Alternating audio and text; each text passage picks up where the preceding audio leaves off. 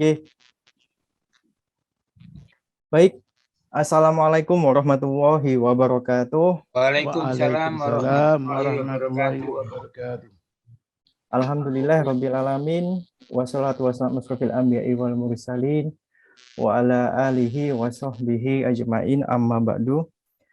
Asyhadu an la ilaha illallah wahdahu la syarikalah wa asyhadu anna Muhammadan abduhu wa rasuluh. Allahumma shalli ala Muhammad wa ala ali Muhammad. La haula wa la quwata illa billahil alil adim. Rabbis rohli sadri wa yassirli amri wahlul 'uqdatam min lisani yafqahu qawli. Qala wa ta'ala fi kitabil karim, a'udzu billahi minasyaitonir rajim. Bismillahirrahmanirrahim. Ya ayyuhalladzina amanu khulu fis-silmi kafah wa la tattabi'u khutuwati syaiton innahu lakum aduwwum mubin. Al-ayah sadaqal adzim.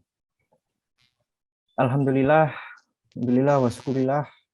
Kita panjatkan rasa syukur, nikmat malam hari ini kita diberikan kemudahan bersilaturahmi. Mudah-mudahan duduk kita malam hari ini, kajian kita malam hari ini menjadi keberkahan kita semua dan diridhoi oleh Allah Subhanahu wa taala. Amin amin ya rabbal alamin.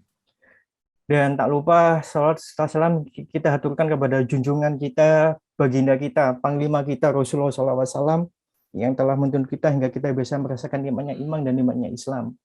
Amin. Baik, Bapak Ibu sekalian, alhamdulillah malam hari ini yang saya hormati pembicara kita Kiai Haji Asep Syarifuddin.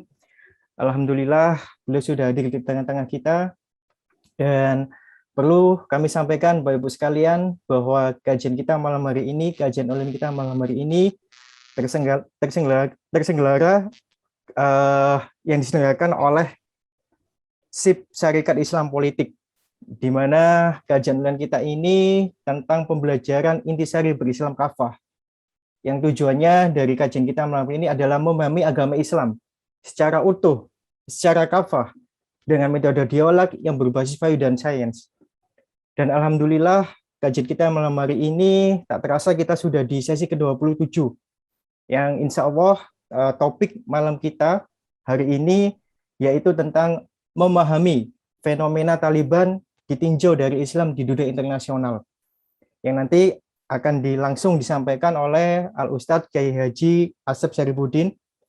Beliau adalah juru bicara MPUII, Majelis Permusatan Umat Islam Indonesia, dan juga beliau adalah Ketua API, Aliansi Pergerakan Islam Jawa Barat. Dan Bapak Ibu sekalian yang perlu kita ketahui, alhamdulillah kajian kita malam online hari ini mulai sesi 1 hingga sesi ke-26, yang bagi Bapak Ibu sekalian belum bisa menyaksikan, silakan nanti bisa menyaksikan di channel YouTube kita, yaitu SIP Syarikat Islam Politik. Insya Allah kajian online malam kita hari ini akan direcord dan akan nanti diupload di YouTube kita di channelnya yaitu SIP Syarikat Islam Politik. Dan Bapak Ibu sekalian, untuk menambah keberkahan barokah kajian kita malam hari ini, kita awali dulu, kita buka kajian malam kita hari ini dengan membaca Al-Basmalah bersama-sama. Bismillahirrahmanirrahim. Alhamdulillah, kajian malam kita hari ini akan disampaikan oleh Ustadz Kiai Haji Asep Syarifuddin. Beliau sudah hadir di tengah-tengah kita dengan tema memahami fenomena Taliban ditinjau dari Islam di dunia internasional. Di mana yang kita tahu bahwa Taliban sendiri artinya adalah kata tolib. Tolib itu adalah murid. Tapi yang isu yang beredar, ya wacana yang beredar di tengah masyarakat bahwa Taliban ini adalah gerakan Islamis yang fundamentalis yang ada di Afghanistan. Nah, untuk lebih jauhnya, ya bagaimana menyikapi Taliban ini akan langsung dipandu oleh Ustadz kita Asep Syarifuddin. Kepada Ustadz Asep Syarifuddin, monggo Ustadz, tafadhol maskur Ustadz. Ya, alhamdulillah. Assalamualaikum warahmatullahi wabarakatuh. Waalaikumsalam warahmatullahi wabarakatuh. Alhamdulillahillazi arsala rasulahu bil huda wa dinil haq liyudhhirahu 'ala ad-dini kullih walau karihal musyrikun. Asyhadu an la ilaha illallah wahdahu la syarika lah وأشهد أن محمدا عبده ورسوله اللهم صل وسلم على خاتم الأنبياء والمرسلين محمد وعلى آله وصحبه أجمعين أما بعد فيا عباد الله اتقوا الله حق تقاته ولا تموتن إلا وأنتم مسلمون. Segala puji mutlak bagi Allah Subhanahu wa Ta'ala, pencipta, penata langit, bumi beserta segenap makhluk yang ada di dalamnya. Salawat dan salam semoga senantiasa terlimpah curah kepada manusia teragung sepanjang masa, yakni Nabi Yuna Muhammad sallallahu alaihi wasallam, beserta keluarga, para sahabat, para pengikut, para pecinta, para pembela, para pejuang Islam, para ansarullah, para penolong-penolong Allah, para ansyarus syariah, para pejuang-pejuang penegak syariah yang tentu kita semua berharap termasuk salah satu di dalamnya. Amin ya rabbal alamin. Yang kami hormati Al-Ustadz, guru kita semua, senior kita, Ustadz Fuad Amsari. Yang kami hormati Ustadz Farid Handika sebagai host, sebagai moderator. Yang kami hormati para asatidah, para al-mukarram, para ustadz, para mubalik, para aktivis, para pimpinan ormas pergerakan Islam. Kalau nampak nama-nama yang ada di layar, banyak sekali yang saya kenal. Ini saya sapa, yang saya sudah masuk nih. Ini ada Ustadz Ahmad Siregar nih, dari Sumatera Utara, dari Medan. Alhamdulillah. Kemudian juga ada Pak Dr. Heru Purbo dari Bandung. Alhamdulillah. Kemudian ada Pak Agus Subarkah nih dari Jakarta. Alhamdulillah. Ada Dr. Isnaini Ramadan. Ini dari Bekasi. Beliau ahli tata negara, dosen di Universitas Pancasilan. Kemudian ada Dr. Iis Aisyah. Nah ini KBPI dari Bandung nih nama-namanya. Kemudian ada Kang Iis Saipullah. Nah ini aktivis dari Muhammadiyah. Kemudian ada Pak Priyatna Effendi. Nah ini koordinator Majelis Taklim Aliansi Pergerakan Islam Jawa Barat. Ada Pak Johansah. Beliau alumni ITB dan beliau aktivis. Ada ini Bu Pinda nih dari Muslimah 212 dan banyak juga alhamdulillah para ustadz yang mohon maaf tidak saya bisa sebutkan satu persatu. Pada malam hari ini insya Allah kita bersama untuk silaturahim dan tolabul ilmi, yang tentu kita berharap dengan kajian silaturahim dan tolabul ilmi ini akan lebih meningkatkan silah ukhuwah di antara kita, juga akan lebih meningkatkan pemahaman kita terkait dinul Islam, dinullah, dinul haq, yang tentu ini menarik apa yang senantiasa disosialisasikan oleh guru kita, oleh senior kita, Ustadz Fuad Amsari, yaitu terkait dengan bagaimana kita bisa menjadi seorang muslim yang dapat melaksanakan Islam secara kafah. Karena memang perintah Allah Subhanahu wa taala seperti itu. Ya ayyuhallazina amanu udkhulu fis-silmi kafah. Wahai orang-orang yang beriman, masuklah kamu fis-silmi ke dalam Islam kafah, secara total, secara keseluruhan. Nah, alhamdulillah ini saya termasuk anak didik beliau. Sekarang diberikan kesempatan. Ini agak grogi juga ini kalau yang memerintahkannya Ustadz Fuad Amsari. Biasanya beliau yang memaparkan, kami yang nerima pelajaran meresume sekarang disuruh tampil, Masya Allah. Jadi kalau agak gugup atau kurang optimal mohon maaf Ustaz Fuad. Ini karena yang memerintahkannya adalah senior kita semua nih, alhamdulillah. Saya juga pernah juga ke UNER, ke rumah beliau di Surabaya, alhamdulillah. Lalu kemudian kaitan dengan tolabul ilmi, saya akan membacakan sebuah hadis. Hadis ini terdapat dalam kitab Sunan Tirmizi, yaitu hadis nomor 2647. An Anas bin Malikin, dari Anas bin Malik, qala, dia berkata, qala Rasulullah sallallahu alaihi wasallam, Rasulullah sallallahu alaihi wasallam telah bersabda, man kharaja fi talabil ilmi kana fi sabilillahi hatta yarji'a. Man kharaja, barang siapa yang telah keluar, fi talabil ilmi, di dalam menuntut ilmu, kana, maka ia berada, fi sabilillahi, di jalan Allah, hatta yarji'a, sampai dia kembali atau pulang. Nah ini meskipun kita sekarang berada di depan laptop, kita tolabul ilmi dalam konteks menggunakan digital, yaitu Zoom meeting, maka kita berharap aktivitas kita mulai dari awal sampai akhir, sampai selesai insya Allah dalam rangka dan atau di jalan fisabilillah insya Allah.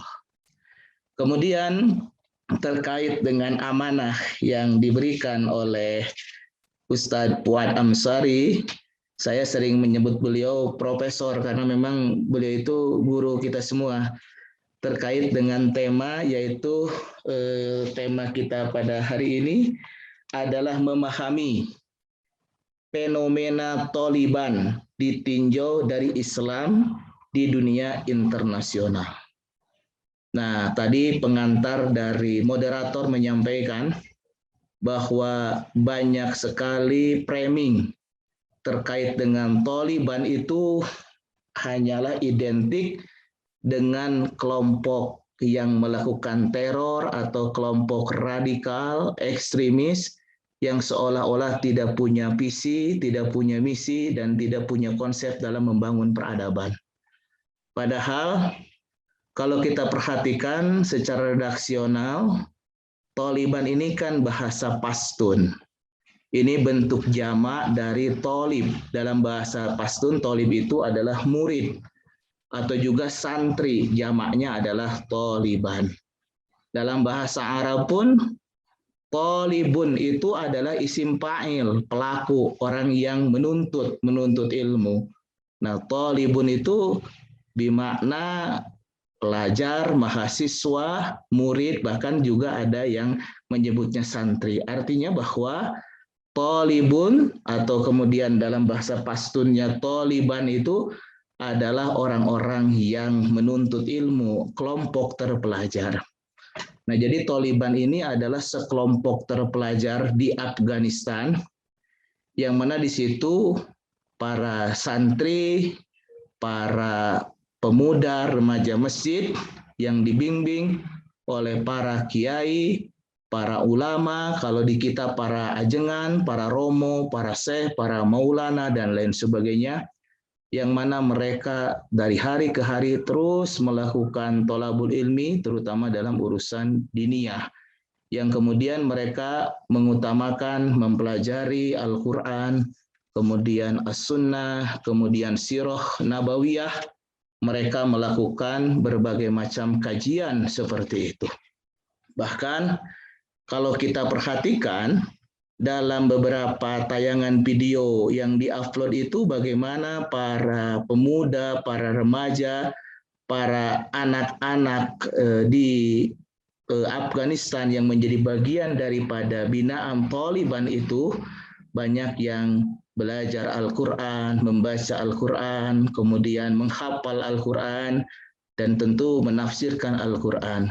Khairukum man ta'allamal Qur'ana wa 'allamahu. Sebaik-baik di antara kamu adalah orang yang belajar Al-Qur'an, mempelajari Al-Qur'an dan mengajarkannya.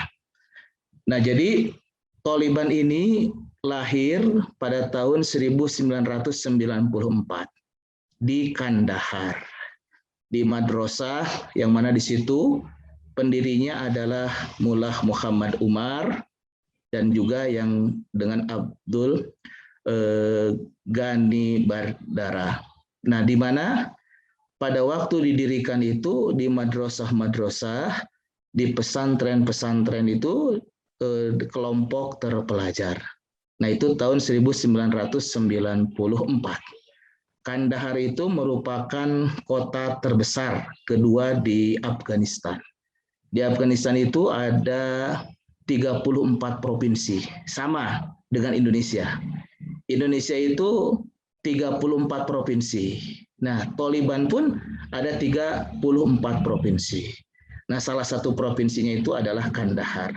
Dan Kandahar itu merupakan kota terbesar kedua setelah Kabul. Nah, kalau luas wilayahnya, Afghanistan itu sekitar 650.000 kilometer persegi. Nah, 650 kilometer persegi itu jauh lebih kecil dari Indonesia. Nah, kalau Indonesia, luas daratannya itu 1,9 juta kilometer persegi. Luas lautannya 3,2 juta kilometer persegi. Jadi luas daratan dan lautan Indonesia itu 5,1 juta kilometer persegi. Jadi kalau Taliban itu yang 6,5 itu bisa 1/6-nya lah dari Indonesia. Nah, tapi jumlah provinsinya sama. Penduduk di Afghanistan itu kurang lebih sekitar antara 31 sampai 32 juta. Nah, etnis di sana juga macam-macam seperti di kita, tetapi mayoritas adalah orang Pashtun. Nah, ada juga orang Tajik dan beberapa etnis lainnya. Nah, Pashtun ini di atas 40%, 42%. Mereka sebagian besar berada di Kandahar. Kalau agama, nah ini prosentasenya, agama di sana 99,7% Muslim. Nah, prosentasenya lebih tinggi daripada di Indonesia. Nah, mereka jumlah Muslimnya itu 99,7%, jadi hampir 100%. Nah, di antara 99,7% itu sebagian besar adalah Sunni. Nah, ada juga yang dianggap Syiah. Nah, Syiah itu hanya 19%. Tetapi mayoritas mereka itu adalah Sunni. Itu pemetaan dari sisi statistik. Meskipun dalam tafsir kita Syiah itu ya begitu. Kita juga punya pemahaman bahwa yang menyimpang itu mereka bukan bagian daripada kaum muslimin. Tetapi dari sisi demografi, bahwa dari sisi jumlah penduduk, kemudian pemetaan terkait dengan identitas keagamaan seperti itu. Nah, kalau misalkan terkait dengan pengamalan agama, itu di Afghanistan itu orang-orang Ahlus Sunnah itu sebagian besar bermazhab Hanafi. Nah, di Taliban itu kulturnya adalah menghormati ulama. Jadi ulama itu mempunyai kedudukan tersendiri di Afghanistan itu. Nah, jadi ulama itu sangat dihormati. Nah, ini seperti di beberapa daerah di kita ya.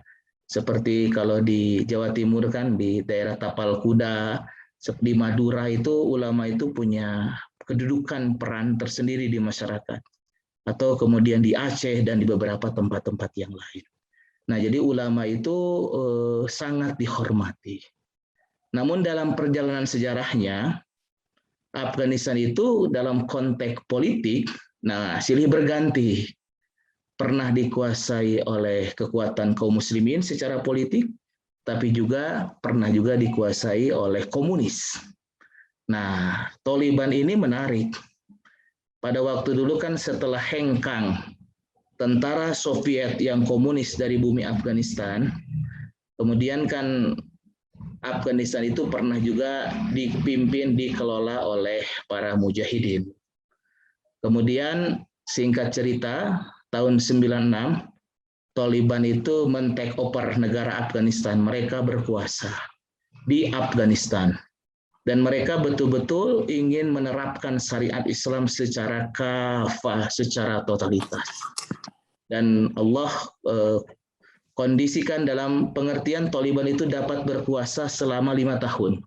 Jadi dari 1996 sampai 2001, Afghanistan itu dikuasai oleh Taliban. Meskipun tidak 100%, masih ada beberapa daerah yang kemudian masih belum dikuasai oleh Taliban.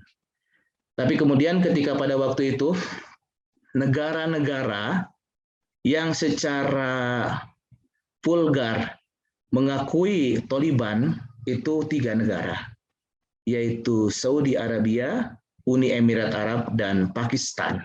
Nah, di Pakistan ini juga banyak juga suku Pashtun. Nah, jadi di beberapa titik-titik basis gerakan Islam di Pakistan, itu etnisnya etnis Pashtun, sama dengan di Afghanistan. Makanya hubungan emosional antara Afghanistan dengan Pakistan, terutama yang Pashtun, begitu luar biasa terbangun hubungan kekerabatannya, dan baik yang di Afghanistan maupun yang di Pakistan, etnis Pashtun itu termasuk orang-orang yang kita kategorikan sebagai orang-orang yang rindu dan menjadi pejuang tatbikus syariah, orang-orang yang ingin mengimplementasikan syariat Islam secara kafah seperti itu. Nah, qadarullahnya ketika kita ketahui kan setelah kehancuran gedung WTC itu, maka kemudian yang tertuduhnya adalah Usamah bin Laden. Nah, Usamah bin Laden itu kemudian di Afghanistan. Orang Afghanistan itu punya karakter bagaimana menghormati, memuliakan tamu. Jadi kalau ada orang yang dianggap tamu, kultur yang bagus, maka dia jamin keamanannya. Dia proteksi tamu tersebut, apapun resikonya. Apalagi tamu tersebut adalah Muslim. Apalagi dianggap sebagai orang yang pernah berjuang ketika melawan Uni Soviet, melawan komunis. Maka kemudian dengan dalih itu, meskipun Amerika itu ketika dan sekutu menduduki Afghanistan, melangkahi PBB. Jadi resolusi PBB-nya belum keluar, Amerika dengan pasukan internasional sudah datang ke Afghanistan. Kemudian dengan dalih untuk memburu Usamah bin Laden, mereka menghancurkan kekuasaan Taliban di Afghanistan. Kemudian Amerika membuat boneka yang berkuasa di Afghanistan.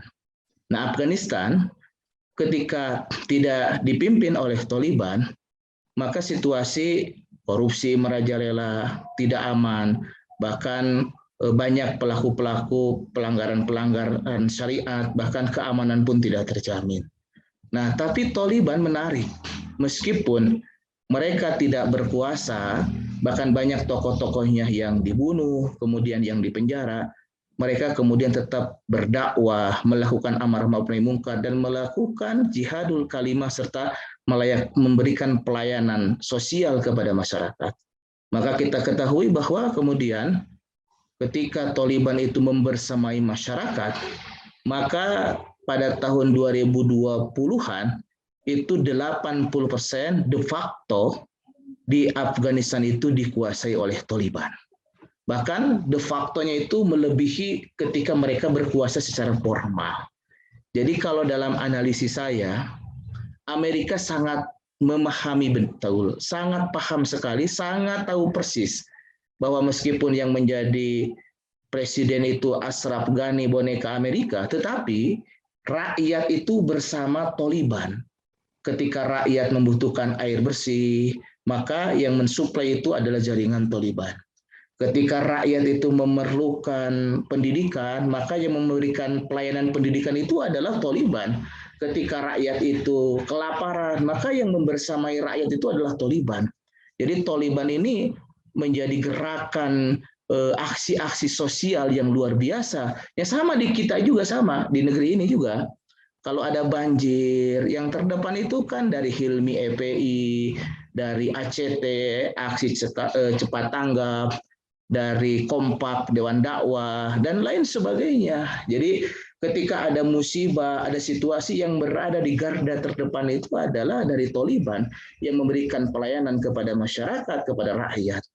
Nah, buah dari itu, rakyat merasa De jure presiden itu Ashraf Ghani, tetapi de facto yang melindungi, yang membersamai, yang memberikan pelayanan itu adalah Taliban.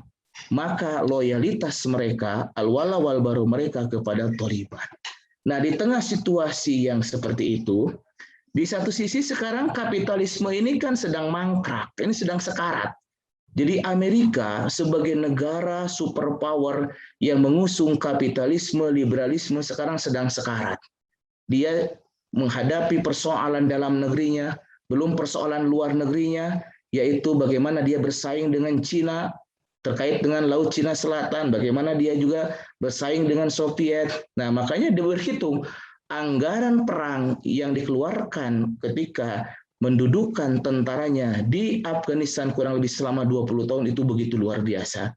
Maka kalau misalkan terus-terusan tentara Amerika ada di situ dengan anggaran yang begitu luar biasa, di satu sisi kondisi dalam negeri, kondisi ekonomi bukan sedang baik, bahkan sekarang sedang buruk, belum lagi bersaing dengan Cina, belum lagi bersaing dengan Rusia, maka Amerika akan mengalami kerugian yang sangat besar sekali.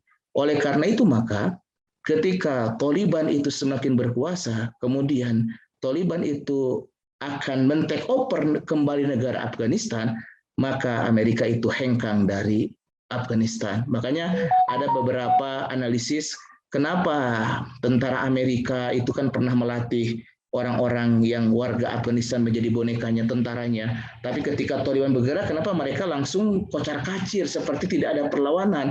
Kemudian kok Amerika itu begitu sepertinya membiarkan begitu saja ketika Afghanistan itu di-take over oleh Taliban. Padahal kalau saya analisis, dibiarkannya itu bukan tanpa perhitungan, karena Amerika berhitung. Taliban itu de facto sudah bersama rakyat. Kemudian Taliban itu militan. Dan kemudian kalau Amerika terus konfrontasi dengan Taliban di Afghanistan, maka dia akan mendapatkan kerugian yang begitu luar biasa. Baik dalam konteks di Afghanistannya, belum lagi sedang menghadapi persoalan di internal dalam negeri dan persaingan dengan Cina serta Rusia.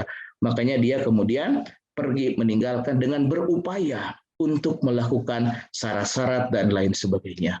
Nah, setelah pertemuan di Doha, kemudian di Qatar, kan para pemimpin Taliban itu menunjukkan bagaimana hebatnya mereka berdiplomasi. Saya melihat ini luar biasa. Taliban itu dari sisi keanggotaan itu interval 75.000 sampai 90.000 anggota aktifnya itu. Jadi kalau 75.000 sampai 90.000 dari 32 juta itu kan persentasenya kecil sekali. Tapi kenapa Taliban yang jumlahnya itu sedikit, tapi kemudian bisa memberikan sebuah perlawanan yang begitu luar biasa? Ada juga yang mengatakan konflik di Taliban itu seolah-olah konflik etis, enggak juga. Ashraf Ghani juga orang Pashtun, sama dengan Taliban. Tapi kenapa berseteru? Justru Taliban itu bukan pertarungan etnis, tapi Taliban itu pertarungan ideologi antara Islam dengan komunis, antara Islam dengan kapitalisme. Nah, ini menarik. Saya yang harus menjadi catatan penting pada malam ini adalah di samping kita menganalisis kenapa Taliban itu bisa men-take over daripada Afghanistan, kenapa Amerika itu bertukuk lutut kepada Taliban, yang harus kita analisis adalah kenapa Allah memberikan kemenangan kepada Taliban, padahal Taliban itu jumlahnya hanya sedikit, 75.000 sampai 90.000. Ini mohon maaf ya, di Indonesia ormas Islam itu banyak. NU, Muhammadiyah, Persis, Al-Irsyad, Dewan Dakwah, dan lain sebagainya. Saya nggak tahu persis, tapi kalau berdasarkan informasi dari para pimpinan ormas, keanggotaan ormas itu ada yang mengklaim 80 juta, ada yang mengklaim 40 juta, atau setidaknya 20 juta, ada yang jutaan. Artinya dari sisi jumlah keanggotaan ormas-ormas Islam yang ada di Indonesia itu banyak sekali. Tapi selama Republik ini ada, dari 17 Agustus 1945 sampai sekarang, kekuatan politik Islam, jangankan kita berkuasa secara de facto dan de jure dalam konteks yang permanen, kita untuk memenangi pemilu saja kita kalah terus. Pernah pada waktu Orde Lama ada kader dari Masyumi yang menjadi Perdana Menteri. Tapi ya Pak Nasir, kemudian Pak Burhanuddin Harahap, tidak lama. Tetapi setelah itu dibubarkan. Orde Baru kita kocar-kacir lagi. Reformasi kocar-kacir lagi. Nah ini harus menjadi sebuah introspeksi diri bagi kita semua. Dalam pengertian, bukan berarti tidak berkualitas. Barangkali arah gerakan dakwah kita hanya dimaknai, mohon maaf, dimaknai dari sisi mimbaria saja, dari sisi tabligh saja. Padahal bahwa kita ini berdakwah kan bukan hanya dalam konteks kita melakukan tarbiyah, bukan dalam konteks pembinaan kepada umat, dalam pengertian memberikan ilmu, bukan juga dalam konteks dakwah ceramah, tapi juga kita harus melakukan amar ma'ruf nahi munkar, dan itu juga menjadi bagian adalah bagaimana gerakan siasah syariah. Kita melakukan gerakan politik karena bagaimanapun juga Rasulullah Muhammad SAW dapat melakukan Futuh Mekah setelah Rasulullah menjadi kepala negara di Madinah. Nah, ini adalah pesan yang sangat menarik. Nah, oleh karena itu maka kemenangan Taliban itu yang harus kita analisis. Saya dan teman-teman di Bandung mencoba melakukan analisis dan melakukan pemetaan.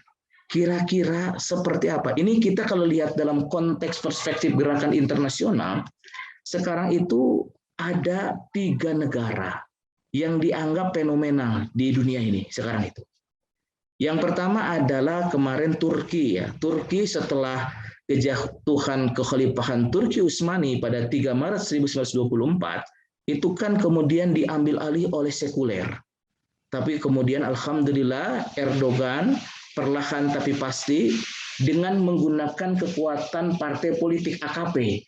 Dia menang pemilu, kemudian dia sampai jadi presiden, maka Turki hari ini perlahan tapi pasti kemudian melakukan Islamisasi lagi di Turki.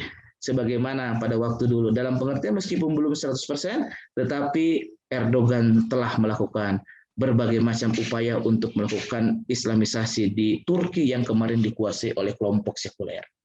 Kemudian Qatar. Qatar ini menarik juga. Kan itu basicnya nelayan, bukan negara kuat. Tapi Qatar itu penduduknya sangat makmur. Nah, kita tahu di Qatar itu ada ulama, yaitu Syekh Yusuf Qaradawi, yang kemudian beliau itu tinggal di Qatar. Nah, ini juga bisa jadi menjadi bagian daripada orang-orang yang terlibat dalam membangun peradaban di Qatar. Nah, sekarang ada Taliban. Taliban juga ini menginspirasi bagaimana Taliban ini kemudian perlahan tapi pasti kemudian dapat menghancurkan kekuatan kapitalisme, menghancurkan kekuatan komunisme, dan sekarang Taliban itu menjadi negara yang sangat disegani. Bagaimana tidak? Dari sisi jumlah orang, dari sisi jumlah militer, kekuatan Amerika itu begitu luar biasa. Tapi kemudian Taliban dapat membuktikan ketika nasrum minallah, pertolongan Allah itu datang, maka kekuatan apapun itu tidak ada apa-apanya. Nah, kalau kita lihat dari sejarah, kenapa Taliban yang sedikit itu Allah pilih sehingga bisa mengalahkan daripada hegemoni negara kapitalisme, dalam hal ini adalah Amerika dan sekutunya, karena Taliban ini melaksanakan apa yang Allah firmankan, in tansurullah yansurkum wa yusabbit aqdamakum. Kemudian Taliban itu melakukan kegiatan belajar. Bahkan kalau kita lihat di Palestina, kan di Palestina itu ada tepi barat, ada Gaza. Nah, Gaza ini daerahnya kecil, itu kurang lebih sekitar luas wilayahnya seperti Bandung. Itu penduduknya interval 2 juta, 3 juta. Kalau berdasarkan teori syariat, bahwa orang daripada Israel melihat orang-orang Gaza di Palestina itu seperti orang manusia melihat ikan di dalam akuarium. Jadi dari sisi teknologi, Israel itu dengan satelitnya dan lain sebagainya dapat dengan mudah mendeteksi pergerakan daripada Hamas. Tapi pertanyaannya, kenapa sampai hari ini Hamas tidak bisa ditaklukkan? Gaza tidak bisa ditaklukkan oleh Israel. Kenapa bisa begitu? Ternyata di Gaza ada Hamas, di mana Hamas itu adalah orang-orang yang menjadi para penghafal-penghafal Al-Quran. Bahkan di negara Arab, itu prosentase doktor terbanyak itu di Palestina. Kan di Mesir, kemudian di Saudi, itu banyak orang-orang yang punya atau mengenyam pendidikan yang tinggi. Tapi semangat belajar orang Gaza itu lebih tinggi ketimbang orang Saudi, orang Mesir, orang Syria. Jadi dalam suasana perang sekalipun, orang-orang Hamas, orang-orang Gaza itu, mereka tolabul ilmi. Penghafal Quran, penghafal hadis, penghafal sirah nabawiyah, kemudian mempelajari sirah nabawiyah, kemudian dipraktekkan, dan Allah buktikan, dan Allah perlihatkan kepada kita bagaimana Hamas itu sekarang menjadi kekuatan yang ditakuti oleh Israel. Nah, Taliban pun sama. Kalau saya lihat karakteristik Taliban, karakteristik daripada Hamas sama. Mereka itu adalah para pejuang yang berbasis ilmu. Orang-orang mujahid yang berbasis ilmu. Karena ketika para mujahid, para pejuang-pejuang itu menjadi ahlul Quran, menjadi orang yang menghafal hadis, menghafal sirah nabawiyah, mempelajari ilmu pengetahuan dan teknologi, dengan kekuatan teknologi ilmu pengetahuan yang dilandasi dengan Al-Quran As-Sunnah, itulah yang kemudian menjadi kekuatan. Dan ini juga dilakukan oleh pendahulu-pendahulu daripada Turki Utsmani. Kita ketahui bahwa Ertugrul itu ayahnya Utsman Gazi, pendiri Turki Utsmani yang berkuasa selama 6 abad lebih. Itu langkah pertama yang dilakukannya adalah bagaimana mengkondisikan agar anak-anak itu sejak 7 tahun sudah hafal juz amma. Kemudian para penghafal Quran. Dan kemudian sebelumnya juga sama juga ternyata. Zaman Harun ar-Rasyid, Umar bin Abdul Aziz, dan para sahabat itu adalah para ahlul Quran. Nah, dalam hal ini maka saya melihat, kita melihat fenomena Taliban, saya punya analisis atau dalam perspektif saya adalah mereka adalah ahlul ilmi. Mereka adalah orang-orang yang diberikan oleh Allah ilmu karena mereka menjadi talibun, menjadi para penuntut ilmu, dan kemudian mereka berjuang. Jadi ketika dalam ayat Al-Quran dalam surat Al-Mujadilah ayat 11, Allah itu kan mengangkat derajat orang-orang yang beriman dan berilmu. Nah, di sini orang beriman dengan orang kafir derajatnya lebih hebat orang beriman. Meskipun orang beriman itu tamatan SD, dibandingkan dengan orang kafir yang profesor sekalipun, derajatnya lebih tinggi orang yang beriman. Tetapi antara orang yang beriman yang satu dengan orang yang beriman yang lain tergantung kualitas ilmunya, di samping kualitas amalnya. Kalau misalkan orang beriman yang berilmu dengan orang beriman yang tidak berilmu, tentu derajatnya akan lebih tinggi orang yang beriman dan berilmu. Nah, Taliban ini para pejuang yang berilmu dalam konteks Afghanistan. Hamas ini para pejuang yang berilmu dalam konteks di Palestina. Kemudian orang-orang yang berjuang di AKP dan lain sebagainya. Maka ketika kita ingin menciptakan perubahan di negeri ini, maka para pejuang itu harus juga menjadi orang-orang ahlul ilmi. Para mujahid itu harus senantiasa juga menjadi orang-orang yang melakukan thalabul ilmi.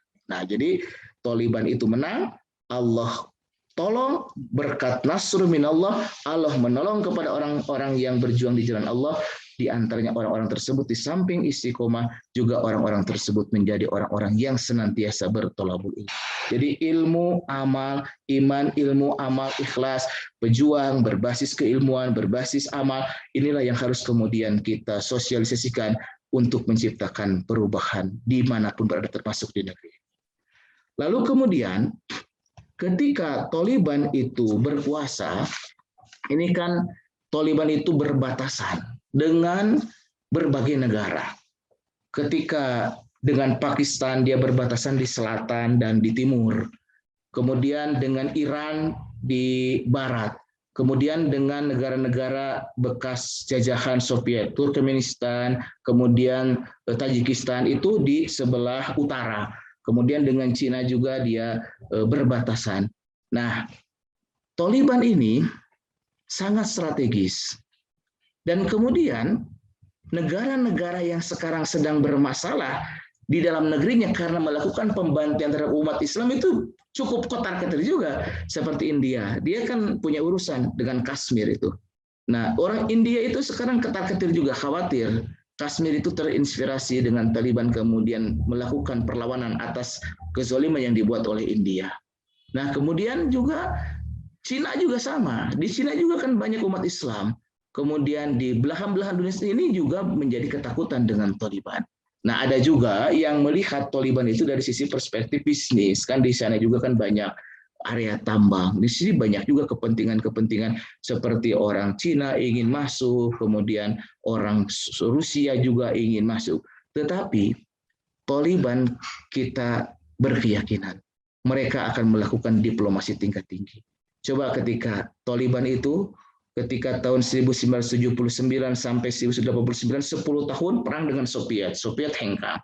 Itu kan menolak komunisme. Pada waktu itu Taliban bekerja sama dengan siapapun, dengan para pejuang, yang mana pada waktu itu kan para mujahidin itu diguidance oleh Mujahid Asy-Syahid Dr. Abdul Azam. Nah itu ya Amerika sebagai lawannya Soviet kan mereka juga melakukan konteks peperangan dengan Soviet, tapi mereka bukan karena Islam, tapi karena mereka melihat itu adalah komunisme lawan mereka. Kemudian qadarullahnya kalah mereka itu, hengkang. Kemudian Amerika bercokol juga kapitalisme. Dan kapitalisme selama 20 tahun dari 2001 sampai 2021 kemudian juga hengkang. Nah, ketika Taliban itu berkuasa, apa yang dilakukan oleh pemerintah Taliban? La syarqiyah wala gharbiyah. Tidak ke kiri, tidak ke kanan, tidak ke kapitalisme, tidak kepada komunisme, tetapi kepada Islam. Dan bendera yang diusung oleh Taliban adalah bendera Rasulullah Muhammad SAW. La ilaha illallah Muhammadur Rasulullah. Tiada Tuhan, tiada ilah, tiada yang berhak disembah kecuali Allah, dan Muhammad adalah utusan Allah. Nah, meskipun Taliban itu berdiplomasi dengan Cina, dengan negara-negara lain, tetapi ketika berbicara tentang politik, maka dia menggunakan sistem keamiran. Nah, ini menarik. Nah, maka langkah kita adalah MPUII ketika Taliban itu telah menghentikan kezaliman pemerintahan Ashraf Ghani dan mengusir bosnya, backingnya yaitu Amerika, kita memberikan tahniah, mengucapkan selamat kepada Taliban, dan tentu saja kita harus terlibat lebih banyak lagi mensupport daripada Taliban, dan mudah-mudahan Taliban itu dapat membangun peradaban, membangun kekuatan di bumi Afghanistan. Kemudian juga kita bisa mengkoneksikan semua potensi-potensi umat. Kita bisa menjalin sinergisasi antara Taliban dengan Hamas, dengan Turki, kemudian dengan Qatar, dengan Saudi, dengan Pakistan. Dan insya Allah kita juga MPUI berencana untuk menggelar Kongres Umat Islam Asia Tenggara. Jadi nanti di Asia Tenggara kita akan konsolidasikan, insya Allah. Setelah itu kemudian kita menjalin komunikasi dengan dunia Islam. Karena apa? Karena salah satu persoalan kita hari ini adalah kita tidak punya kepemimpinan umat Islam di level dunia. Jangankan di level dunia, di level dalam konteks lokal pun di negeri ini, yang menjadi pemimpin adalah orang-orang yang hanya berKTP Islam, tapi ideologinya sekuler, ideologinya condong kepada kapitalisme, condong kepada komunisme. Yang harus kita wujudkan adalah bagaimana yang menjadi pemimpin di negeri ini dari pusat sampai ke bawah adalah orang-orang yang akan memperjuangkan Islam, memperjuangkan ijul Islam wal muslimin, memperjuangkan kemaslahatan bangsa dan kejayaan negara. Dan itu hanya bisa diperoleh ketika yang duduk di tempat-tempat tersebut adalah para politisi yang berideologi Islam, para politisi-politisi Islam yang dia berjuang dalam konteks mengurus urusan umat, dalam rangka iqomatuddin, dalam rangka melayani umat, bukan hanya dalam perspektif yang sifatnya materialisme saja. Nah, ini yang harus kita wujudkan. Dalam konteks dunia pun, kita sudah ada OKI, tetapi OKI ini kan problemnya hanya kumpulan negara-negara yang berpenduduk mayoritas Muslim, di mana setiap negara yang berpenduduk Muslim itu para pemimpinnya sekuler. Ini kan problem. Di OKI ini akan efektif kalau misalkan Indonesia ada perwakilannya, Malaysia ada perwakilannya, Mesir ada perwakilannya, Syria. Kalau misalkan perwakilan-perwakilan setiap negara itu adalah kelompok Islam ideologis, kelompok-kelompok Islam kappa, maka oke itu akan sangat berperan sekali. Tapi kan ini perwakilan Indonesia juga sekuler. Kemudian Mesirnya juga sekuler. Kemudian Iraknya juga sekuler. Yordan sekuler. Nah, artinya bahwa ketika kita punya besar membangun kepemimpinan dunia Islam, maka kita awali dulu dengan membangun kepemimpinan Islam di setiap negeri-negeri kaum muslimin di mana kita berada. Maka di Indonesia pastikan yang harus menjadi pemimpin di negeri ini adalah orang-orang Islam yang akan memperjuangkan Islam secara kafah. Nah, inilah kita perlu sinergi berbagai komponen umat untuk bersatu. Dan insya Allah, mudah-mudahan mohon doanya saja, MPUI insya Allah bertekad untuk menjadi katalisator, menjadi dinamisator, menjadi navigator. Pada hari ini, alhamdulillah ormas-ormas Islam sudah berdiri, ada yang sudah 100 tahun lebih, ada yang puluhan tahun. Kita apresiasi dan kita mau terus semua ormas ini melakukan sinergisasi. Ada gaya-gaya seperti NU, Muhammadiyah, Dewan Dakwah, kemudian Al-Irsyad, Matul Anwar, kemudian Hidayatullah Wahdah, dan sebagainya. Tapi juga ada gerakan-gerakan politik. Alhamdulillah sekarang PKS mudah-mudahan istiqomah di parlemen. Ada juga yang baru, ada Partai Masyumi, kemudian ada juga Partai Umat, Partai PDRI. Maka semoga semua simpul-simpul umat, baik yang di ormas maupun yang di partai, semua harus bersatu bahwa kita harus men-take over negeri ini, dan yang harus menjadi pemimpin itu adalah kelompok Islam yang akan memperjuangkan ijul Islam wal muslimin, mewujudkan kemaslahatan dan kejayaan negara. Itu harus menjadi agenda penting. Dalam pengertian, kita tidak boleh masjid kita yang pimpin, tapi negara dipimpin orang lain. Itu sekuler. Yang harus kita wujudkan adalah di masjid yang menjadi imam adalah harus ulama. Maka di luar masjid pun, di pasar, di pendopo, di istana, yang harus mengelola negeri ini adalah orang-orang yang menjadi bagian daripada ulama, orang-orang yang berilmu dan takut kepada Allah. Dengan kata lain adalah kelompok Islam ideologis. Saya kira itu sebagai pengantar daripada pengajian malam ini. Monggo kalau ada yang mau menanyakan atau mendiskusikan. Kalau misalkan dianggap ada, kita selesaikan hari ini. Kalau misalkan ada yang kurang, mudah-mudahan nanti juga kita bisa lanjutkan di pekan depan. Saya kira sebagai mukadimah, demikian apa yang dapat saya sampaikan. Terima kasih atas segala perhatiannya. Mohon maaf apabila ada hal yang kurang berkenan. Billahi fisabilil haq. Assalamualaikum warahmatullahi wabarakatuh. Waalaikumsalam. Waalaikumsalam warahmatullahi wabarakatuh. Alhamdulillah, jazakumullah Ustadz Asep Saifuddin atas mukadimahnya malam hari ini, begitu detail sekali ya, membahas tentang Thalibun dari sejarahnya. Mungkin sedikit saya ringkas ya, apa yang disampaikan oleh Ustadz Asep Saifuddin terkait Thalibun. Bahwa Thalibun berdiri tahun 1994 di Kandahar, di mana Thalibun sendiri dari etnis Pashtun yang memang secara de jure di Afghanistan, ya presidennya adalah Ashraf Ghani. Tapi secara de facto Thalibun adalah yang menguasai di Afghanistan.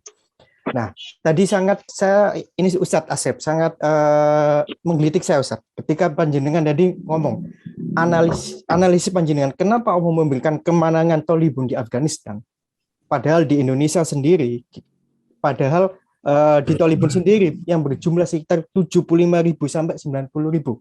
Sedangkan di negara kita, di Indonesia, banyak sekali ormas tokoh-tokoh Islam, tapi kemenangan itu belum muncul di negara kita. Nah, itu salah satu analisis dari Ustadz Asep yang mungkin bisa kita diskusikan malam hari ini. Alhamdulillah ini Ustadz Asep sudah ada yang resen. Pak Ai Setiadi yang kelihatannya dari tadi resen ingin menyampaikan sesuatu atau bertanya. Silakan Bapak Ibu sekalian, dan sekali lagi saya ingatkan sekalian kita juga silaturahmi. Silakan kameranya, videonya bisa di on cam biar kita bisa saling sapa. Nah, alhamdulillah Pak Ai Setiadi Rasian dan juga menampilkan kameranya. Nah, gini kan ganteng Pak Ai, Masya Allah ya. Nah, nanti bisa langsung bertatap muka dengan Ustadz Asep. Dan kalau ada yang ingin menanyakan silakan bisa tuliskan di kolom chat, silakan. Silakan saya langsung ke Pak Istiadi yang sudah siap untuk menanyakan sesuatu dan sudah on cam kameranya. Monggo, tafadhol Pak Istiadi. Syukran jazilan. Assalamualaikum warahmatullahi wabarakatuh. Waalaikumsalam warahmatullahi wabarakatuh. Mohon izin Pak Asep, Ustaz. Ya, alhamdulillah. Menarik sekali ya apa yang disampaikan Ustadz barusan, itu sangat menggugah perasaan begitu ya, dimana kita diingatkan kembali bagaimana khilafah sebagai bentuk institusi dunia ini pernah berkuasa berabad-abad lamanya, yang hari ini sudah dicampakkan, dinistakan oleh Mustafa Kamal 1924. Dan hari ini umat Islam tidak punya pemimpin yang dikatakan Ustadz tadi sebagai junnah ya, sebagai payung, sebagai tameng, di mana umat hari ini bagaikan induk ayam kehilangan induknya. Tadi Ustadz sampaikan juga bahwa kita harus bagaimana mengembalikan kejayaan umat dahulu itu dengan bersatu padu, memiliki satu pimpinan ya tadi dikatakan. Nah, persoalannya kan yang ada di Indonesia itu adalah pimpinan-pimpinan ormas, Ustadz. Ada pimpinan Syarikat Islam, ada pimpinan NU, Muhammadiyah dan lain sebagainya. Belum kepada pimpinan umat Islam. Nah, mungkin salah satunya adalah MPUUI ini menjadi wasilah ya, hadirnya MPUI ini menjadi wasilah bagaimana merekatkan sila ukhuwah antar ormas-ormas Islam ini sehingga menyadari betul akan kewajibannya menjalin ukhuwah dan kepemimpinan umat Islam. Nah, Ustadz, pertanyaan saya harus diawali dari mana ini Ustadz? Gitu kan, karena satu sama lain masing-masing kadang-kadang memiliki egosentris masing-masing begitu. Ini harus diawali dari mana, kemudian tahapannya harus seperti apa gitu kan, agar yang tadi disampaikan oleh Ustadz itu bagaimana mewujudkan kembali kepemimpinan Islam di tengah-tengah umat ini menjadi sebuah kenyataan, bukan lagi sebuah ilusi. Demikian Ustadz, terima kasih. Billahi fisabilil haq. Wassalamualaikum warahmatullahi wabarakatuh. Waalaikumsalam warahmatullahi wabarakatuh. Baik, ini kelihatannya Ustadz Asep ada yang juga sudah langsung ngerasain ini, Pak Muhammad Yunus yang sudah siap on cam kameranya dan juga resen sudah siap untuk bertanya. Silakan Pak Muhammad Yunus, saya kasih kesempatan. Kita juga mau tanya nih. Oh, Pak ID, ya sabar gantian Pak, satu-satu. Oke, baik. Ini Pak Muhammad Yunus tadi sudah resen ya. Silakan Pak Muhammad Yunus untuk ada yang mau ditanyakan, silakan. Monggo. Baik, terima kasih Kang Farid Andi. Khair. Assalamualaikum. Maaf agak terlambat, Ustaz. Baik, menarik apa yang tadi Antum sampaikan. Jadi ini akan bisa menginspirasi banyak pihak untuk melakukan gerakan yang sama dengan Taliban. Cuman perlu kita garis bawahi bahwa Taliban yang sekarang ini berbeda dengan Taliban beberapa tahun yang lalu. Jadi beberapa tahun yang lalu itu Taliban itu terstigma sebagai kelompok-kelompok yang keras ya. Stigmatisasi itu hingga hari ini di Indonesia masih diabadikan. Padahal fakta yang kita dapati Taliban itu sudah sangat berubah. Banyak para ahli, banyak anak-anak muda yang kemudian paradigma berpikirnya sudah sangat berbeda. Sehingga kemudian kemenangan ini diperoleh dan mereka sudah siap melakukan hubungan dengan negara manapun, termasuk dengan Cina, termasuk dengan negara-negara yang lain yang kemudian kita sendiri sangat hati-hati terhadap mereka. Tapi mereka sudah menyiapkan. Ini menunjukkan bahwa Taliban sudah mempersiapkan dengan baik pasca kemenangan ini. Nah, ini persoalan yang hari ini di Indonesia, stigma 10 tahun yang lalu itu masih kuat melekat. bahkan KPK yang kemarin itu tidak lolos TWK itu terstigmatisasi sebagai Taliban gitu kan. Padahal di sana ada yang non Muslim juga. Artinya mereka sebenarnya non Muslim, mereka itu Taliban tapi dituduh sebagai Taliban gitu loh. Nah, ini persoalan. Nah, di Indonesia ini dengan buzzer-buzzer itu mengabadikan stigma yang kemudian memojokkan kelompok-kelompok Islam, ini masih cukup kuat dan kemudian mendapatkan fasilitas. Sementara Indonesia ini inspirasi dari Taliban ini tidak begitu kuat untuk kemudian kita sambut dan kita replikasi di Indonesia. Ini bisa kita lihat bahwa stigma Taliban itu belum ada yang melawan sama sekali dari elemen-elemen kita, dari baik itu dari ormas. Sementara ormas-ormas kita yang banyak itu, ya itu memiliki cara pandang paradigma yang berbeda terkait dengan siapa sih sosok Taliban itu. Nah, ini tidak segera diselesaikan di kalangan ormas Islam. Kami di Jawa Timur ini sudah ada 80 elemen. Gitu. Masya Allah. Tapi ketika diajak berbicara tentang perjuangan, cara pandangnya berbeda-beda. Padahal beberapa kali kita menyampaikan bahwa mestinya dengan jumlah yang begitu banyak, dibandingkan dengan Taliban cuma 75.000, terus kemudian bisa memenangkan pertarungan melawan Soviet, bisa memenangkan pertarungan melawan Amerika dan bisa mengusirnya, bisa mengalahkan rezim boneka, tetapi kita yang jumlahnya puluhan juta itu tidak mampu karena ada persoalan-persoalan yang serius. Paradigma yang kita miliki sangat tidak sama, sangat berbeda, bahkan kemudian saling berkelindan. Ya. Oleh karena itu menurut saya ini harus diselesaikan dulu cara pandang kita terhadap persoalan-persoalan keumatan, kebangsaan dan kenegaraan, terutama persoalan-persoalan yang terkait dengan paradigma tentang persoalan agama. Kami beberapa kali menyampaikan, termasuk di MPUI ini, bahwa ada fatwa yang kemudian dari Majelis Ulama yang bisa dijadikan sebagai referensi untuk paling tidak menyamakan cara pandang ini. Ada fatwa tentang yang dikeluarkan di dalam Ijtima Ulama Komisi Fatwa tahun nomor kedua tahun 2006 itu fatwa tentang taswiyatul manhaj, menyamakan cara pandang terhadap persoalan-persoalan keagamaan.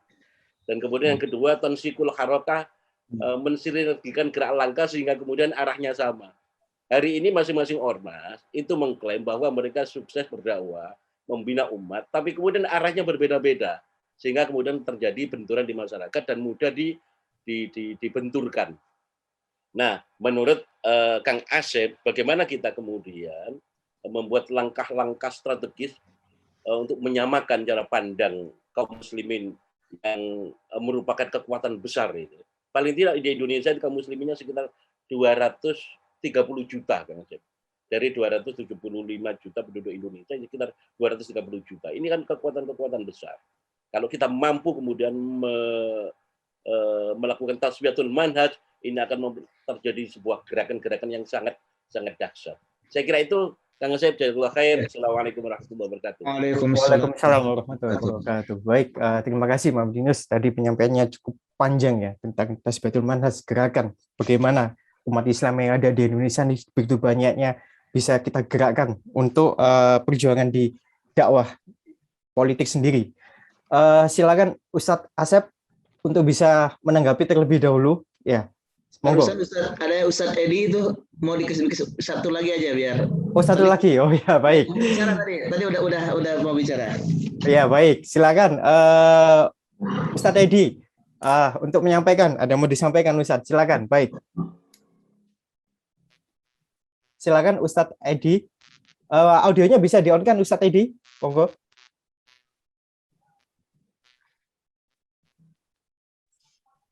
Nah, silakan. Ya, assalamualaikum warahmatullahi wabarakatuh. Waalaikumsalam warahmatullahi wabarakatuh. Alhamdulillahirabbil alamin wa bihi nasta'in wa ala umuri dunya waddin. Wassalatu wassalamu ala asyrofil mursalin wa ala alihi washabihi ajmain wa ba'du. Terhormat para asatiz, ya, para tuan guru.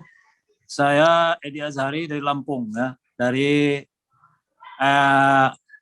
MPUI Lampung, insyaallah. Menanggapi dari apa yang dipaparkan oleh Ustadz Asep tadi dan juga Ustadz Yunus, Tentunya kita dihadapkan kepada persoalan kita Indonesia ini mayoritas Muslim, akan tetapi justru Islam itu tidak berdaulat di negeri kita sendiri gitu. Nah, ini kan persoalan. Dan kita lihat semenjak dari zaman Rasulullah SAW itu nggak ada yang berubah sebenarnya sampai sekarang bagi kita gitu. Ya, Al-Qur'annya itu juga. Kemudian narasi dari sunnah itu juga.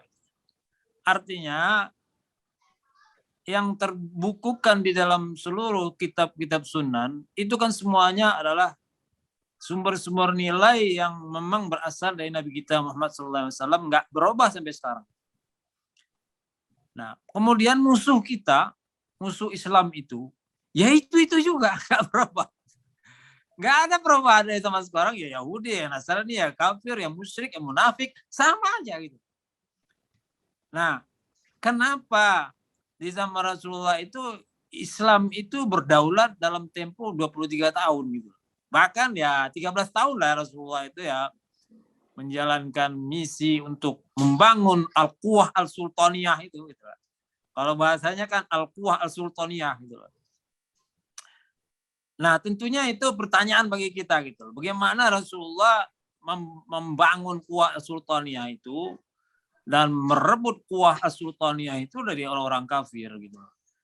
Nah, itulah yang mesti bagi kita sebagai suatu uswah, ya kan? Karena memang ironisnya sekarang ini paradigma para ulama kita, ya, yang kita kata ulama intelektual Islam atau ulama Islam di Indonesia yang luar biasa kealiman mereka tentang Al-Quran, tentang Sunnah, tentang kitab turas, ya, luar biasa gitu. Akan tetapi berkaitan dengan bagaimana pemahaman mereka terhadap Islam harus berdaulat. Nah, ini masalahnya gitu loh di negeri kita. Karena kan kita lihat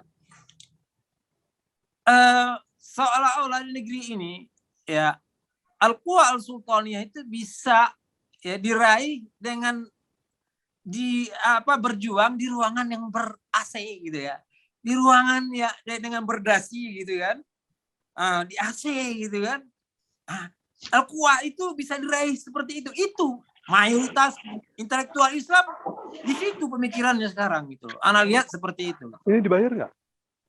Nah, ini masalah yang perlu kita juga renungkan gitu sampai sekarang gitu loh. Nah, tentunya ini sebenarnya jawabannya ada di benak kita. Dan ini harus kita jalankan bagaimana yang namanya uswah itu kan sebenarnya yang paling besar yang kita harus ikuti bagaimana Rasulullah membangun Quwah Al-Sultaniyah itu gitu loh. Kalau kita melenceng dari itu, ya nggak akan selesai-selesai. Kenapa Taliban itu diberi oleh Allah nusrah, ya nusrah sampai mereka bisa melawan secara hitung-hitungan. Kalau kita lihat nggak mungkin menang mereka. Kalau hitung-hitungan akal semuanya orang miskin, orang nggak punya apa-apa, nggak punya publik senjata, nggak punya tambang, nggak punya apa, negaranya itu nggak ada apa-apa. Yang ada bagi mereka itu apa? Imannya ini. Kemudian pola-pola perjuangan mereka adalah mengikuti sunnah. Itu menurut ana gitu. Nah, tentunya lebih tajamnya lagi, nah itu tentunya kebalikan kepada Ustadz Asep yang lebih saya lihat lebih komprehensif memandang itu. Mungkin itu dari saya. Assalamualaikum warahmatullahi wabarakatuh. Waalaikumsalam warahmatullahi wabarakatuh. Masya Allah, Ustadz Asep ini cukup menarik pembahasan kita malam ini. Tapi perlu saya ingatkan Ustadz Asep, karena kajian online kita malam hari ini kan dibatasi waktu sampai jam 9. Iya. Sedangkan ini waktu sudah jam 9:04 ya. Memang untuk malam ini harus ada yang dijawab oleh Ustadz Asep. Saya mohon izin dulu Ustadz Fuad untuk kita lanjutkan untuk pekan depan untuk Ustadz Asep.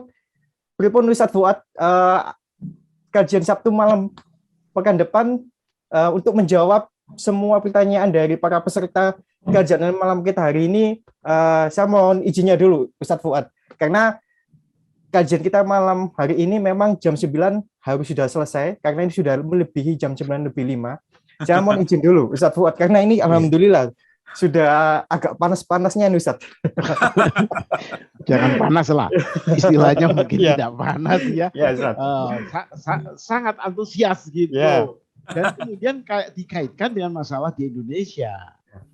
Tadi Ustadz Edi sudah menyentuh masalah Sultannya Al-Quwah, Al-Sultannya itu kan kekuatan politik. Intinya bagaimana Islam memimpin di Indonesia. Apakah ada lagi Ustadz Asep kok sepertinya MPUI menjadi menjadi harapan di depan tanpa memberikan penjelasan lebih detail, mau mempersatukan ormas Islam, partai politik Islam. Bagaimana itu caranya? Persatuan kemana? Kalau ada ormas yang tidak tertarik untuk politik Islam, dia senangnya hanya ritual sama amal sosial. Bagaimana menarik mereka supaya mereka jangan bergabung atau mendukung partai sekuler misalnya? Itu misi seperti itu tidak nampak oleh MPUI, juga tidak tampak dari MUI. Membiarkan ormas Islam hanya berkutat kepada masalah-masalah yang bersifat ritual dan amal sosial. Sehingga tadi yang disebut Pak Ustadz Edi, Al-Quwah, Al-Sultaniyah, mereka tidak punya. Bahkan mereka sudah senang dengan hanya menjadi ya pejabat-pejabat turunannya lah. Saya kira terserah. Kalau Pak Asep memang berkenan untuk meneruskan kajian ini dikaitkan dengan masalah keindonesiaan, saya kira nggak ada masalah. Monggo silakan Pak Asep ditanyakan. Kalau memberikan ringkasan misalnya masalah Taliban dengan know-how-nya dan kemudian Indonesia dikaitkan dengan perjuangan tadi itu Al-Quwah Al-Sultaniyah sampai berapa jauh bisa berhasil, dan kalau Pak Ustadz Asep juga ingin mengkaitkan dengan kemampuan MPUI karena beliau itu jubir MPUI. Musyawarah majelis. Ya, dari Majelis Permusyawaratan Umat Islam Indonesia. Bagaimana tekniknya? Kalau memang itu beliau berkenan gitu, saya kira bisa kita teruskan, dan kita memang membatasi sampai jam 9 itu Pak Moderator, Pak Farid. Ya. Jadi monggo silakan Ustadz Asep ditanyakan, kalau berkenan ya kita teruskan saja. Untuk tahap kedua dari masalah Taliban dan dikaitkan dengan kondisi Indonesia. Ya. Baik. Monggo silakan Ustadz Asep untuk menanggapi itu. Tadi para penanggap ini ustadz-ustadz yang selama ini juga sudah bergerak berjuang di ranah-ranah perjuangan yang berbagai macam, dari mulai yang ber-AC maupun di lapangan. Tadi Ustadz Ai Karyadi, beliau dari Jawa Barat, pengurus Syarikat Islam. Nah ini kan orang SI. Tadi kan Ustadz Yudus, sebagaimana yang tadi sudah disampaikan juga Ustadz Farid, beliau adalah dari GUIB. Nah ini kan orang Jawa Timur yang selama ini mengkoordinasi para ormas pergerakan di Jawa Timur. Tadi Ustadz Edi adalah dari Lampung. Beliau Ketua Forum Silaturahmi Masyarakat Lampung.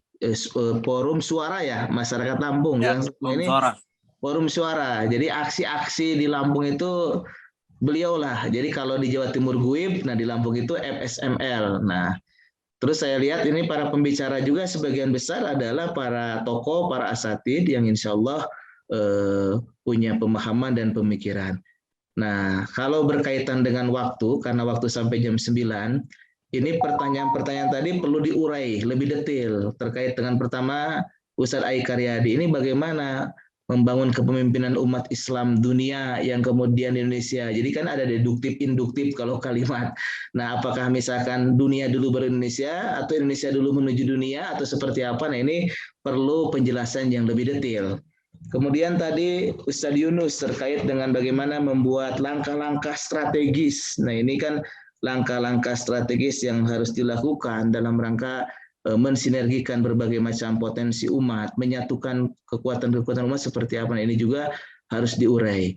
Kemudian Ustadz Edi, bagaimana membangun kekuatan politik dalam konteks kita dapat membuat menjadi kepemimpinan di negeri ini kelompok Islam. Nah ini apalagi perlu didetilkan lagi. Nah oleh karena itu maka saya tidak akan jawab pertanyaan-pertanyaan tadi sekarang karena daripada nanti posisinya tanggung gitu. Nah ini perlu konferensi insya Allah pada pekan depan kita bisa bergabung lagi, meskipun insya Allah saya pekan depan ada di Yogyakarta, Prof. Jadi ada acara MPUII itu dari hari Jumat sampai Ahad, itu 15, 16, 17 Oktober. Jadi malamnya insya Allah saya masih di Jogja. Tadi harapan masukan dari Prof. Fuad sudah saya catat. Nah ini bagaimana teknis operasionalnya MPUI ini dalam mensinergikan potensi tadi. Nah bagaimana teknisnya, ujung-ujungnya kan kita harus dapat mensinergikan berbagai potensi umat gitu. Insya Allah ini juga akan kita jadikan dasar dan sekalian nanti kalau misalkan pada waktu malam Senin yang akan datang, saya juga bisa menginformasikan karena nanti di Jogja itu berbentuk sidang umum MPUI. Nah harapan-harapan kemarin para ormas tokoh sudah berkumpul di Jakarta tanggal 22 September sudah memberikan masukan-masukan. Nanti kita juga akan sampaikan di sidang umum, nanti hasilnya akan kita sampaikan juga di forum ini. Mohon doanya juga. Jadi mohon maaf kepada Ustadz Edi, kemudian Ustadz Yunus, dan Ustadz Ayi, kita tidak jawab malam ini. Insya Allah pekan depan kita gabung lagi, dan insya Allah bisa bersama-sama lagi. Dan mungkin juga mengajak yang lain, supaya ini Alhamdulillah, forum ini, kajian ini sangat baik sekali untuk kita ikuti bersama-sama. Saya kira seperti itu, Prof. Fuad. Mohon maaf. Alhamdulillah, Pak Moderator, saya kira sudah jelas. Ya, Ustaz. Jadi kita teruskan Sabtu yang akan datang.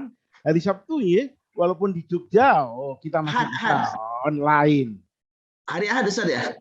Kita acaranya Sabtu malam kan? Oh, Sabtu malam. Oh, Sabtu malam ya? Iya. Sabtu malam nanti saya lihat dulu schedule dikira saya malam Senin, mohon maaf. Ya, ini kan kita biasanya acara kita Sabtu malam. Nanti kita bicarakan lah, nggak usah. Oh, boleh. Ya, baik, nanti kita berkomunikasi terus. Ya, siap. Menutup acaranya, Pak Karim, karena memang beliau sudah melebihi waktu. Karena Pak Asep pasti punya jadwal lain. Baik, ya terima kasih Ustadz Asep, jazakumullah atas penyampaiannya malam hari ini. Buat Bapak Ibu sekalian, alhamdulillah kepada penanya tadi Ustadz Ayi, Ustadz Edi, Ustadz Yunus. Jadi mohon bersabar Ustadz, karena insya Allah nanti pekan depan Ustadz Asep juga butuh waktu untuk mengurai dari pertanyaan panjenengan semua. Dan insya Allah nanti Ustadz Asep akan menyampaikan hasil sidang umumnya MPUI seperti apa. Mohon maaf, kalau saya ada ralat tuh. Besok itu kan kita acara sampai hari Ahad. Jadi kalau malam Senin kita sudah beres, jadi kita bisa sampaikan. Tapi kalau malam Ahad, Sabtu malam Ahad seperti sekarang, kayaknya kita belum selesai sidang umumnya. Nah, jadi apakah kemudian kita lanjutkan malam Ahad, malam Seninnya, atau kalau tetap harus malam Ahad berarti 2 pekan lagi, itu nggak masalah bagi saya, insya Allah. Kalau malam Ahad 2 pekan kemudian. Oh, gitu, boleh. Ya, saya kira yang kita tidak boleh mengganggu jadwalannya Ustadz Asep. Kita isi yang lain itu untuk. Ya, Ustadz Asep. Insya Allah nanti kita bisa ketemu 2 pekan lagi Ustadz Asep tanpa mengganggu jadwal Ustadz Asep ya untuk pekan depan ya. Insya Allah akan kita tetap agendakan ya dengan Ustadz Asep. Baik, Bapak Ibu sekalian, alhamdulillah tak terasa kita sudah di penghujung acara. Mudah-mudahan kajian kita malam hari ini, duduk kita malam hari ini menjadi keberkahan dan dari Allah Subhanahu wa taala. Amin. Dan insya Allah 2 pekan kita akan bertemu dengan Ustadz Asep dan akan menjawab, akan menguraikan, akan menyampaikan hasil ya. Jadi mohon bersabar, insya Allah 2 minggu lagi kita akan bertemu dengan Ustadz Asep. Jadi Bapak Ibu sekalian silakan nanti bisa diajak para mungkin ada saudara atau hendetawalan yang ingin ikut kajian malam kita hari ini biar meramaikan kajian kita, biar ada forum diskusi yang lebih menarik lagi. Baik Bapak Ibu sekalian, alhamdulillah kita tutup kajian kita malam hari ini dengan membaca alhamdulillah dan doa kafaratul majelis. Alhamdulillahirrahmanirrahim. Baik, saya selaku moderator mohon maaf kalau ada salah kata. Idina siratul mustaqim. Akhirul kalam wa taufiq walhidayah wa ridha wal inayah. Assalamualaikum warahmatullahi wabarakatuh. Waalaikumsalam warahmatullahi wabarakatuh. Alhamdulillah luar